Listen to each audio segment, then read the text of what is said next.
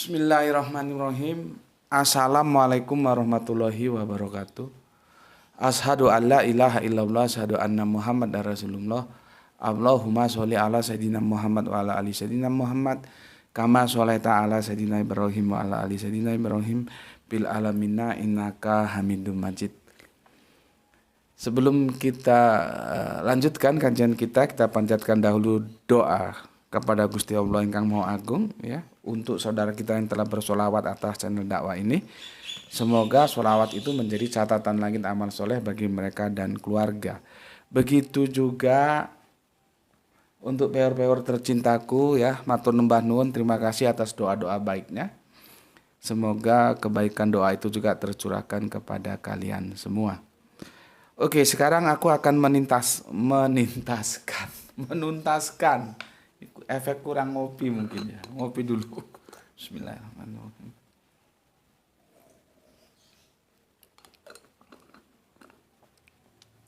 Biar nggak salah-salah ngomong. Menuntaskan, bukan menintaskan ya. Menuntaskan tajuk kajian kita itu tentang apakah Isra Mi'raj seperti yang kita bayangkan ya.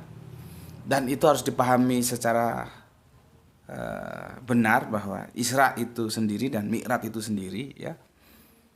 Jadi beda-beda nanti permasalahannya seperti yang telah kita selesaikan tentang Isra, sekarang tentang Mi'raj. Dan insya Allah ini adalah edisi tamat. Nanti tamat lah ya. Ini edisinya. Lampunya nggak ditutupin biar tambah terang. Ini edisi yang ke-12. Ya, edisi tamat. Berarti ini memecahkan rekor kajian kita tentang Kanjeng Nabi Isa tidak akan turun lagi ya. Kalau ada yang tanya-tanya terkait dengan Kanjeng Nabi Isa itu aku nggak jawab ya. Silakan aja ditonton videonya, itu ada 11 seri di sana ya. Karena ada yang tanya-tanya itu ya, aku nggak akan jawab lah ya, kan videonya sudah tersedia. Tentang sholat, apa sholat itu ya? Sebetulnya gampang. Sholat itu adalah sebuah ibadah. Jadi ada ibadah namanya sholat. Ya. Secara fikih diawali oleh takbir dan diakhiri oleh salam. Ya, sholat itu. Makanya kalau mau setelah sholat mau salaman, boleh apa enggak? Ya boleh, orang sudah setelah sholat kok. Sudah salam itu jangankan salaman, mau baca WA juga boleh. Gitu loh. Jadi kadang-kadang hal yang nggak masalah dipermasalahkan, yang bid'ah, yang ini, yang itu. Orang setelah sholat mau salaman ya monggo, mau nggak salaman ya monggo. Jadi nggak usah dibahas hal yang sebetulnya tidak perlu. Karena fikih itu mengatakan begitu. Sholat itu adalah ibadah yang diawali oleh takbir dan diakhiri oleh salam. Ya, setelah di luar batasan ini ya monggo kamu mau ngapain. Ya. Kenapa aku jelaskan sholat ini?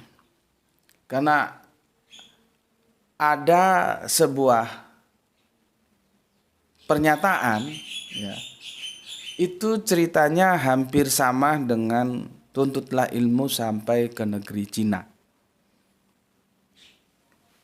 Selama sekian kurun waktu, publik memahaminya itu sebagai hadis dan populer sekali ya. Dalam kajian-kajian ilmiah di kampus-kampus itu ya. Mesti tuntutlah ilmu sampai ke negeri Cina. Ternyata setelah diteliti itu bukan hadis tapi kalam hikmah ya. Ini aku hapus.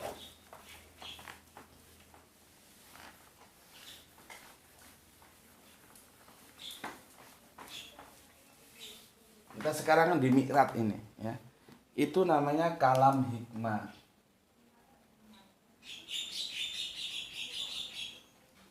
Nih loh. Bukan hadis tapi kalam hikmah. Apa? Kata-kata atau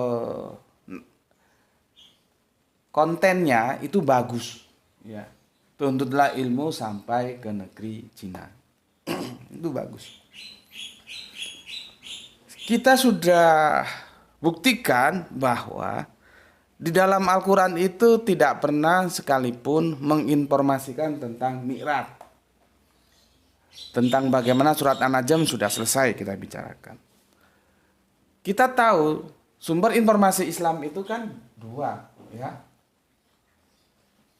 Itu Al-Quran, Al-Hadis. Kan begini.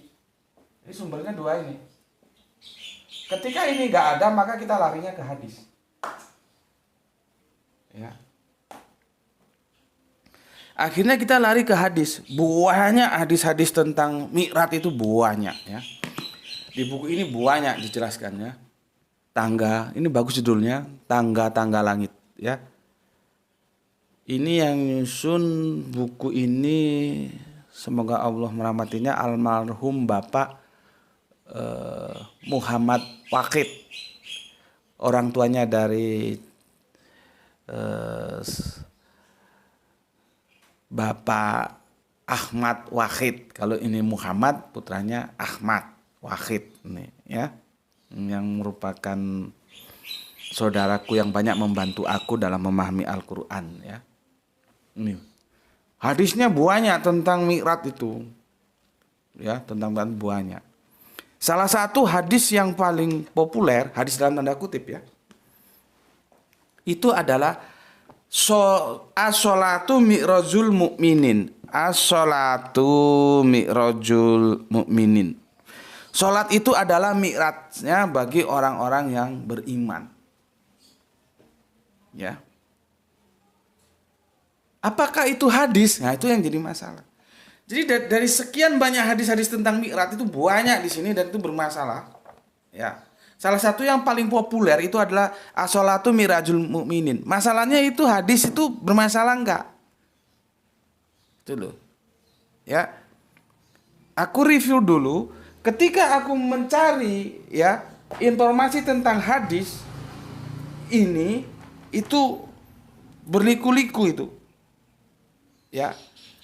Begitu juga ketika aku dengan almarhum guru Al-Qur'anku Gus Manani itu, Al-Qur'an itu menjelaskan tentang mi'raj apa enggak sih gitu. Kita cuali dengan diskusi, aku langsung privat itu. Empat mata, ayo Gus kita cari Gus. Enggak ketemu, akhirnya memang enggak ada, larinya ke hadis. Nah, hadisnya banyak. Salah satu yang paling favorit as-sholatu mi'rajul mu'minin. Masalahnya itu benar hadis atau bukan? Tuh loh. Jangan-jangan dia kalam hikmah seperti tuntutlah ilmu walau sampai ke negeri Cina. Nah, di sini para ulama bijak mengatakan yaitu bukan hadis tetapi kalam hikmah. Artinya apa? Dia tetap bisa kita ambil sebagai pegangan. Ya sudahlah. Kalau mengeluarkan pendapat seperti itu ya monggo saja. Tapi harus tegas bahwa itu bukan hadis. Karena apa? Resikonya berat kalau kita mengatakan itu hadis padahal bukan hadis. Kita tahu itu bukan hadis terus kita katakan hadis, ya. Itu resikonya berat, ya. Hadisnya kanjeng Nabi begini, janganlah kamu berdusta atasku, karena sesungguhnya barang siapa berdusta atasku maka silahkan dia masuk ke neraka. Hadis riwayat Bukhari dan Muslim. Di hadis lain, barang siapa menceritakan sebuah hadis dariku, dia mengetahui bahwa hadis itu dusta, maka dia adalah salah seorang dari para pendusta. Hadis riwayat Muslim. Coba. Jadi berat kalau kita mengatakan sesuatu yang bukan hadis itu hadis berat. Ya. Nah, sekarang tentang as-sholatu mi'rajul mu'minin itu, ya. Lafaz itu, ya, memang banyak ditemui dalam kitab-kitab hadis, ya. Dan seolah-olah orang mengatakan itu hadis. Gitu loh. Tapi setelah dilacak, diteliti, ya, ternyata itu di dalam kitab tafsir seperti Ruhul Ma'ani, ya. Begitu juga tafsir Naisabur, ya, dan Ruhul Bayan, ya. Itu semuanya nggak bersanad gitu loh. Tanpa sanad. Juga nggak tahu gimana ceritanya dulu kok bisa muncul kata-kata bahwa as-sholatu itu mi'rajul mu'minin itu gimana ceritanya? Ya itulah sejarah. Kita tentunya kalau benar-benar mau cari itu informasi, ya silakan saja kalau kalian punya waktu, punya biaya, punya dana. Ya. Sebetulnya gimana sih kok kata-kata itu bisa muncul dan orang menganggapnya hadis? Sama seperti tuntutlah ilmu sampai ke negeri Cina. Itu bukan hadis, sama dengan ini. Jadi dikelompokkan ya.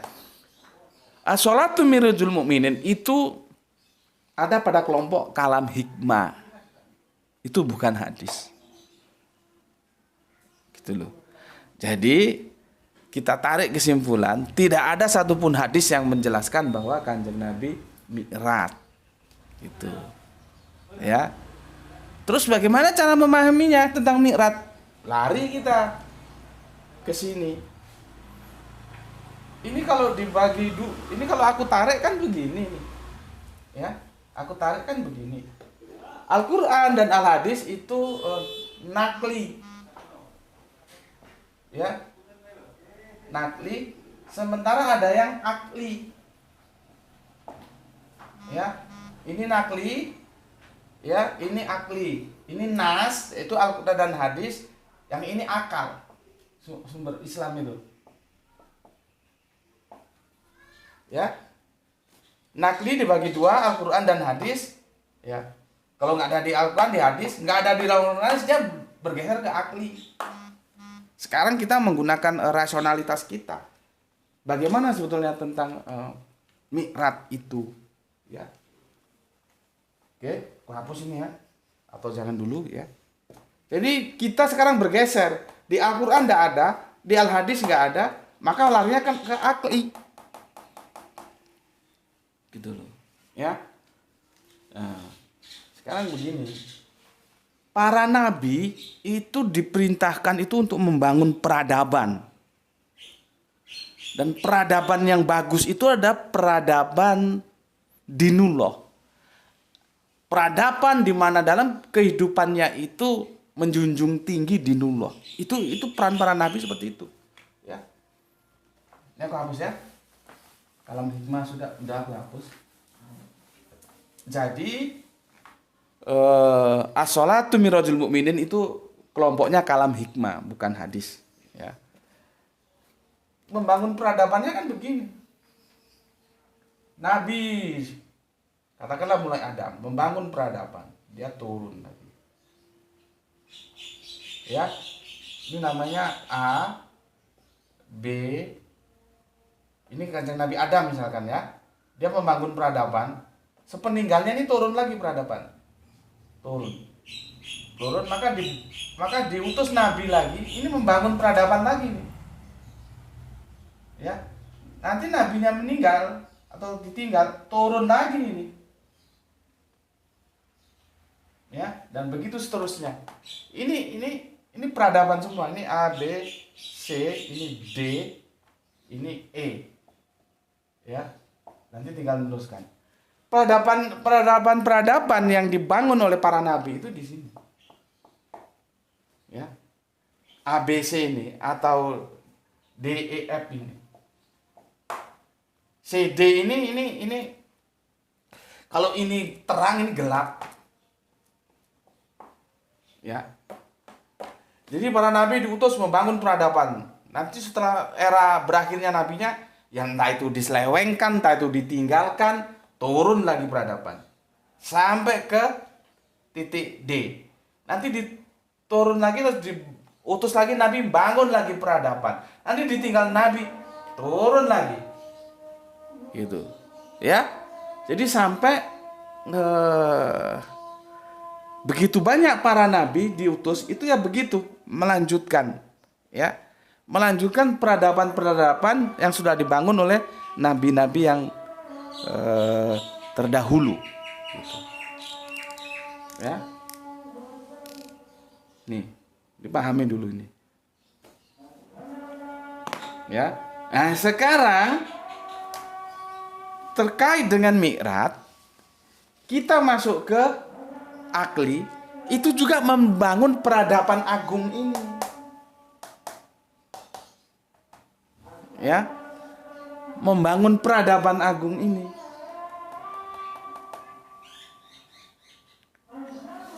Kanjeng Nabi Muhammad diutus membangun peradaban agung. Dan sukses. Peradaban agung itu dibangun di mana? Di Yatsrib. Makanya dia disebut Madinah Al-Munawwarah. Ya. Madinah Al-Munawwarah. Kenapa di Yatsrib? Di Mekah enggak bisa. Enggak bisa. Orang mau berquran, ya, mau hidup dalam Quran, mau mengaktualisasi Quran, itu enggak bisa. Kemarin sudah kita kupas tuntas. Makanya hijrah itu kegiatannya, teknisnya itu Isra dia.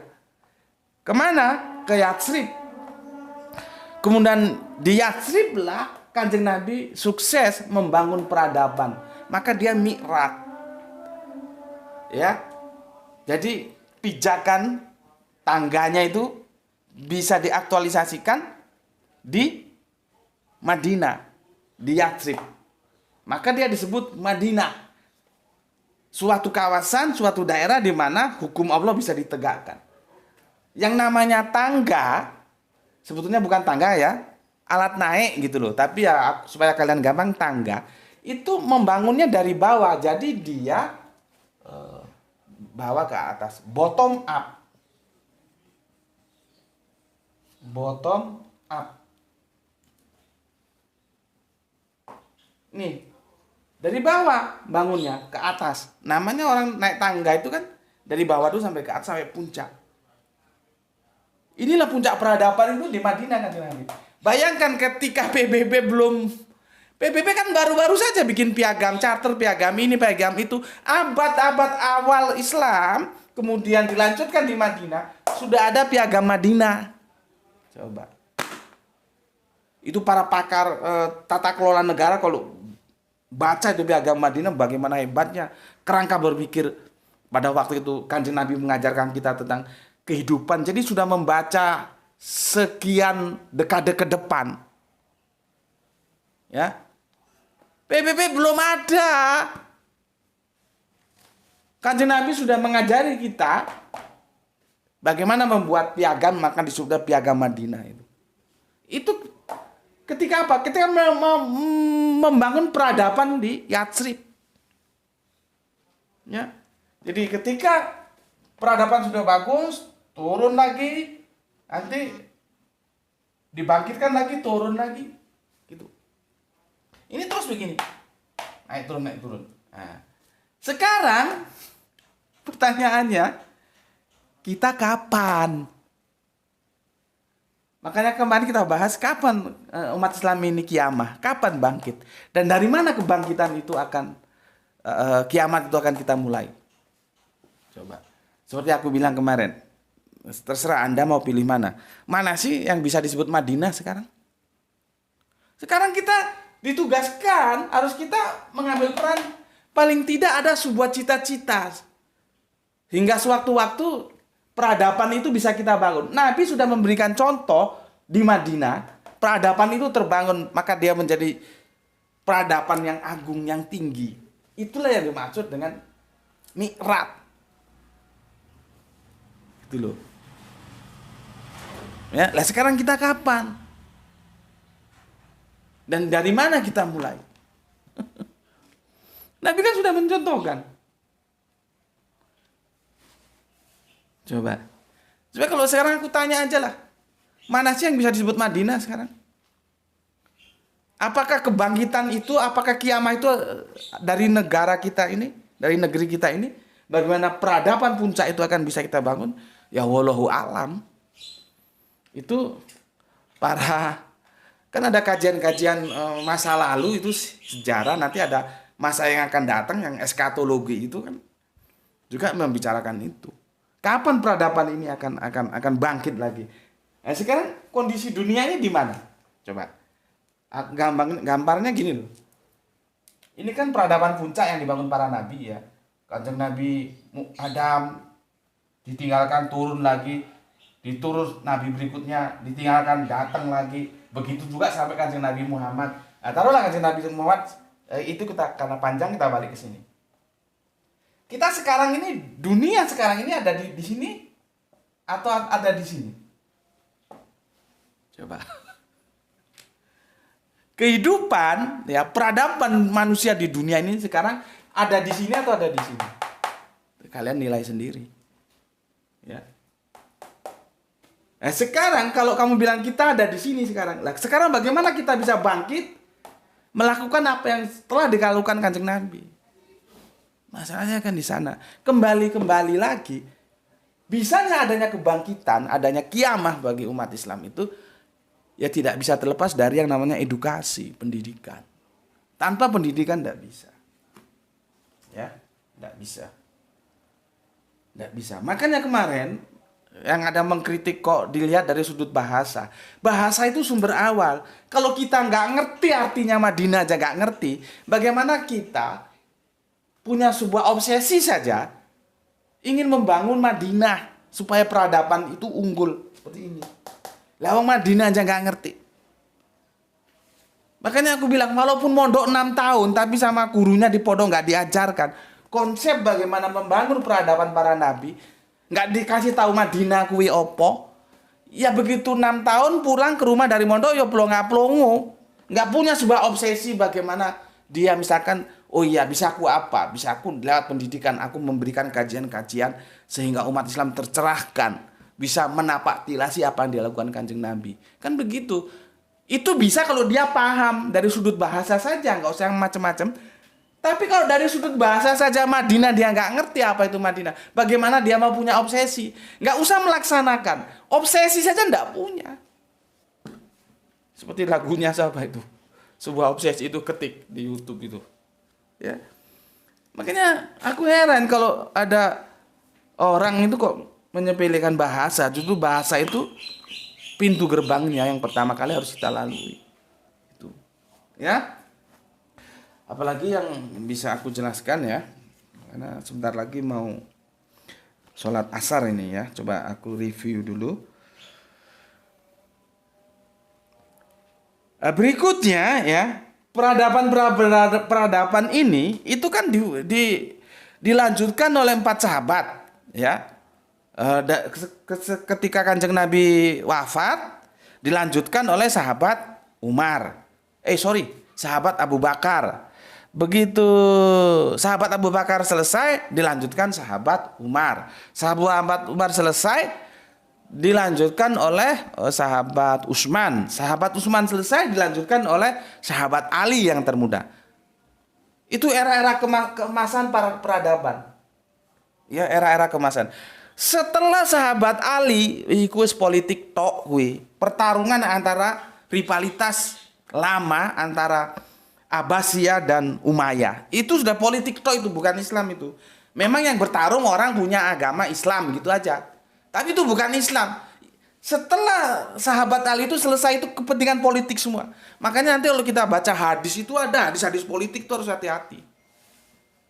Hadis yang dibangun untuk kepentingan politik. Ya. Jadi setelah sahabat Ali itu pertarungan rivalitas antara Abbasiyah dan Umayyah sudah. Bukan Islam, nggak bisa disebut Islam. Lah kalau sama-sama berpegang terhadap Islam masuk kata perang. Ya enggak mungkin. Ya. Cuman karena Islam sudah disiarkan, mereka agamanya Islam gitu loh. Seperti negara kita ini bukan negara agama, tapi ini negaranya orang yang punya agama gitu loh. Ya. Jadi yang perang itu bukan perang agama, itu perang politik antara rivalitas Abbasiyah dan Umayyah. Nah, mereka itu sudah beragama namanya Islam gitu loh. Tapi bukan perang agama Islam, bukan. Ya, ini kalau kita tidak paham slip dia. Oke, apalagi yang perlu aku sampaikan ya. Nah, Kanjeng Nabi itu tidak pernah itu waktu belum jadi nabi, belum diangkat jadi nabi ya oke lah, waktu perdagangan tuh pernah keluar teritorial ya Mekah Madinah gitulah ya gampangannya kita bilang. Tapi setelah jadi nabi enggak pernah. Kalau ada kepentingan dengan luar itu Kanjeng Nabi mengutus dan mengirim surat, bukan Kanjeng Nabi berangkat ke sana. Lah ini dikatakan Kanjeng Nabi ke Masjidil Aqsa terus naik ke atas langit, gimana sih? Orang keluar dari teritorial Mekah Madinah aja nggak pernah kok. Sama dengan Kanjeng Nabi Isa, itu teritorialnya dia Palestina. Kok ujuk-ujuk dibilang Kanjeng Nabi Isa ada ke langit, pergi ke langit. Orang keluar dari Palestina aja enggak pernah kok. Enggak pernah. Ya. Kanjeng Nabi Isa itu loh, Yesus itu loh ke Roma aja enggak pernah. Ke Roma enggak pernah dia. Ke Efesus ya enggak pernah. Ini supaya kita sama-sama ngerti duduk permasalahannya. Terus bagaimana mau dikatakan berjalan keluar dan sampai naik ke habitat di awang-awang kan ya repot ya. Jadi tidak pernah. Oke, apalagi ini sebelum aku tutup sebagai kesimpulan ya. Ada juga yang mengatakan begini, terserah lah ya. Ini kan aku gambarkan segitiga ABC-nya tuh begini. Jadi ini peradaban agung. Kanjeng Nabi itu membangun peradaban agung di Yasrib, maka disebut Madinah. Apa itu Madinah? Ketika hukum Allah bisa ditegakkan. Nah, gitu ya. Kenapa di Yasrib? Karena di Makkah nggak kondusif gitu. Nah, kembalinya nanti ketiga yang tak terpisahkan, Al-Qur'an, Al-Insan, Al-Ahwan ya. Tapi ada yang mengatakan begini. Nah, ini dulu. Jadi pembangunan peradaban itu dimulai dari bawah, dia bottom up. Namanya aja tangga. Tapi kalau sekarang politik itu dibangun dari atas. Beda. Top down kalau politik sekarang. Kalau Islam tidak bottom up. Politik top down. Ya, anak tadi ini. Politik itu top down. Politik sekarang itu top down. Dia bangun di pusat dulu, di atas dulu. Ya, kantor pusat di mana ibu kota provinsi gitu ya. Itu dimanapun gitu di dunia ini. Terus nanti bikin anak cabang ya, dari negara gubernur. Provinsi berarti ya. Nanti provinsi, kabupaten, kecamatan, terus nanti kecamatan desa, terus nanti ada ranting gitu. Jadi dia top down. Kalau Islam enggak, membangunnya peradaban itu dibangun bottom up, dari bawah. Maka dia disebut mi'raj, tangga. Sedikit sampai nanti naik puncak peradabannya. Ya. Oke. Terus ada lagi yang begini. Nanti terserah saja kamu mau yang mana cara menggambarkan. Jadi Islam itu kan ada dua periode. Ini Makkah, ya, ini Madinah, ya, Madinah. Ini ada yang membagi begini untuk gampang menjelaskan nanti supaya kamu kalau menjelaskan ke orang lain terserah. Ini metode Isra. Ini metode Mi'raj. Ada yang begini, terserah kamu mau suka yang mana. Apa yang gambar begini tadi segitiga ABC monggo. Jadi Islam itu dibagi ini kita kan ini ke akal ya, dibagi seperti ini. Kalau ditanya hadisnya mana ya orang ono. Ini kita membaginya secara pemikiran seperti ini. Nanti kamu punya pemikiran baru ya silahkan saja. Makanya aku kasihkan dua, ada yang begini, ada yang seperti segitiga ABC tadi. Kalau ini kan berapa ya? 13 tahun ini kan? 10 tahun. Jadi metode Isra itu 13 tahun, metode Mi'raj itu 10 tahun. Ya. Nanti kalau salah koreksinya apa mungkin kebalik ya. Jadi total kan 23 tahun. Selesai sudah. Kanjeng Nabi kasihkan teorinya, Kanjeng Nabi ajarkan prakteknya kepada kita semua. Nah, sekarang kita ini bagaimana? Bisa nggak kita membangun Madinah? Ya, dengan kondisi umat Islam yang seperti sekarang ini di dunia ini gimana? Kita ada di puncak peradaban atau di bawah sekali, segitiga yang tadi itu, di sini atau di sini justru. Ya, oke. Aku kira itu selesai ya. Sekarang aku membuat kesimpulan saja. Kesimpulan supaya kalian gampang untuk memahaminya. Ya. 3 aja kesimpulannya, nggak usah banyak-banyak ya. 1 ya.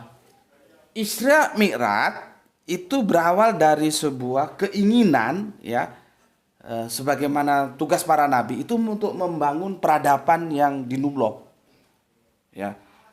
Ketika peradaban itu mau dibangun mesti mendapat pertentangan seperti aku sudah jelaskan, tidak ada nabi yang tidak berhadapan dengan penguasa. Ya, Kanjeng Nabi Muhammad berhadapan dengan katakanlah sebuah sebuah aristokrat ya, Arab jelebo itu yang dipimpin oleh Abu Jahal dan konco-konconya itu. itu kan menghalangi dakwah Kanjeng Nabi, sehingga ketika Kanjeng Nabi mau berquran bersama para saudara-saudara Islam awal kita itu ditentang, hingga akhirnya kita tahu setelah Ibunda Khadijah mangkat, sang paman juga mangkat. Wah, Arab-Arab ini sudah nggak ada yang disungkani, targetnya bunuh Muhammad, kan begitu. Makanya terjadilah Isra, ya, tekniknya berjalan malam, kegiatannya Mi'raj, ya, tekniknya Isra, ya, sorry, kegiatannya itu hijrah, tekniknya itu Isra, berjalan malam. Berjalan malam ya bisa malam, bisa rahasia, ya, tuh ya. Jadi trigger daripada kenapa terjadi Isra itu karena adanya ancaman. Ini harus dipahami dari para kafir. Nih, triggernya di sini. Bukan mau wisata. Maka kita hijrah. Tekniknya Isra. Sampai di tempat yang nanti kondusif kita membangun peradaban. Ya, ini ancaman. Yang kedua, ya, Isra itu konsekuensi logis dari para nabi, ya, yang dilakukan, ya, untuk membangun peradaban,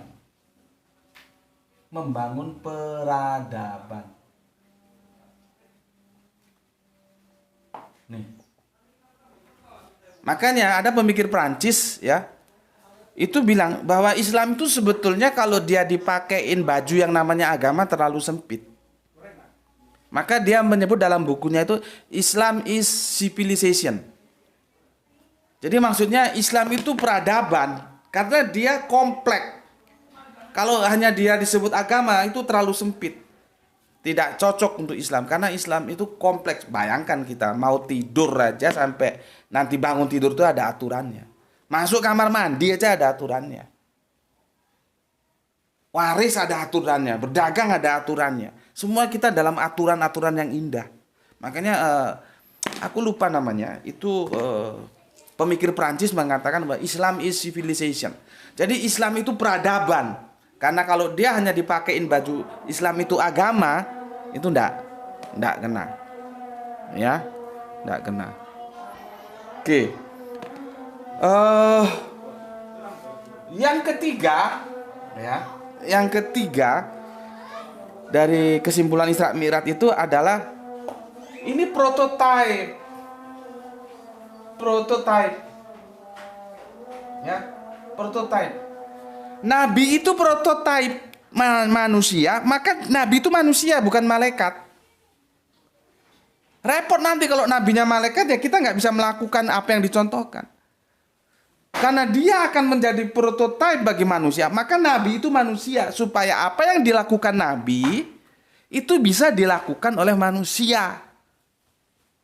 Gitu loh. Jadi kalau Isra Mi'raj, ya, dipahami secara mainstream seperti yang sekarang, dia tidak bisa dimasteri, atau dalam bahasa akademis dia tidak empiris, kita tidak bisa melakukannya. Coba kalau seperti yang aku jelaskan tadi, Isra Mi'raj.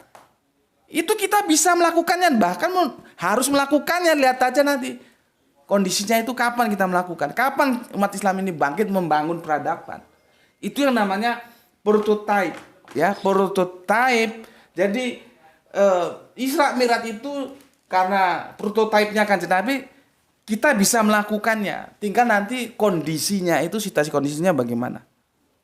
Ya, jadi bisa dimasteri, ya. Bisa dimasteri. Kita bisa melakukannya itu. Atau dia empiris. Ya. Maka di sini yang paling urgen.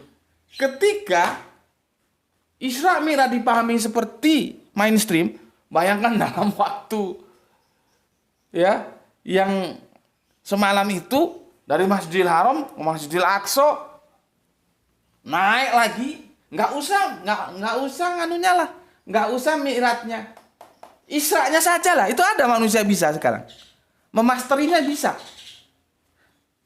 Coba.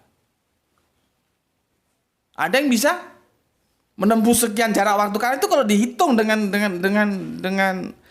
dengan kebiasaan masa lalu, ya itu cukup memakan waktu. Nggak bisa 12 jam sampai dari Masjidil Haram ke Masjidil Aqsa. Nggak bisa. Nah, sekarang bagaimana mau dimasteri kalau pemahamannya seperti itu? Belum lagi dimasteri naik langit. Siapa mau naik langit? Ya, jadi nggak seperti yang dibayangkan Isra Mi'raj itu exciting, dah. Dia alamiah. Nah, nabi itu prototipe manusia, maka nabinya itu dari manusia bukan dari malaikat. Artinya nabi itu mencontohkan pada umatnya sesuatu yang supaya bisa menjadi empiris, bisa dimasteri, bisa dilakukan para umatnya, gitu loh ya. Oke, aku kira cukup ini ya, penutupnya, kesimpulannya.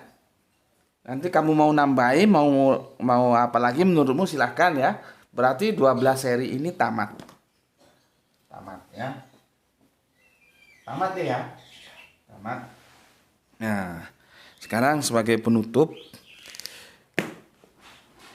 kajian-kajianku ini memang dia melakukan overlapping, lompatan pemikiran. Ya, dia out of the box. Tidak sejalan dengan pemikiran mainstream, ya. Bahkan dia berhadapan dengan pemikiran mainstream secara pemikiran nggak bisa dirukunkan, dia taruh diametral dia, ya. Tetapi jangan lupa, ya, pemikiran mainstream itu sudah lama tertanam, ya, sudah lama tertanam itu, sehingga untuk mendongkelnya atau mendekonstruksinya itu juga bukan perkara yang mudah, ya. Dari itu semua maka aku tutup ya, setelah kesimpulan dari kajian kita yang 12 episode ini, alhamdulillah bisa selesai akhirnya. Bagi teman-teman yang masih memegang Isra Mi'raj seperti apa yang mainstream pegang, yaitu aku tidak ada masalah, silahkan saja. Dan ini pemikiran-pemikiran ini aku hadirkan kepada semuanya itu hanya sebagai second opini, ya. Oh, ada pemikiran yang lain seperti itu. Nah, kalau menurutmu bagus silahkan ambil. Menurutmu itu tidak bagus, kamu tidak bisa menerimanya, silahkan tinggalkan, tidak ada masalah. Yang jelas tugasku ya, mendakwahkan apa yang ada dalam benak pemikiranku. Dan aku pertanggungjawabkan tentunya secara intelektual sudah aku lakukan ya, dan kalian bebas-bebas saja ya, jangan merasa terikat, mau setuju ambil, nggak setuju delete gitu aja ya. Dan perbedaan di antara kita itu nggak bisa dirukunkan ya, mari kita saling menghormati ya. Itu pesan dari aku, dan semoga kalian ikut membantu membagikan channel-channel dakwah ini ya kepada semuanya, siapa saja yang bisa Anda jangkau, dan itu sifatnya ya menyampaikan informasi, menawarkan. Kalau setuju monggo, enggak setuju tidak ada masalah. Itu ya, matur nuwun, bismillahirrahmanirrahim. Alhamdulillahirabbil alamin.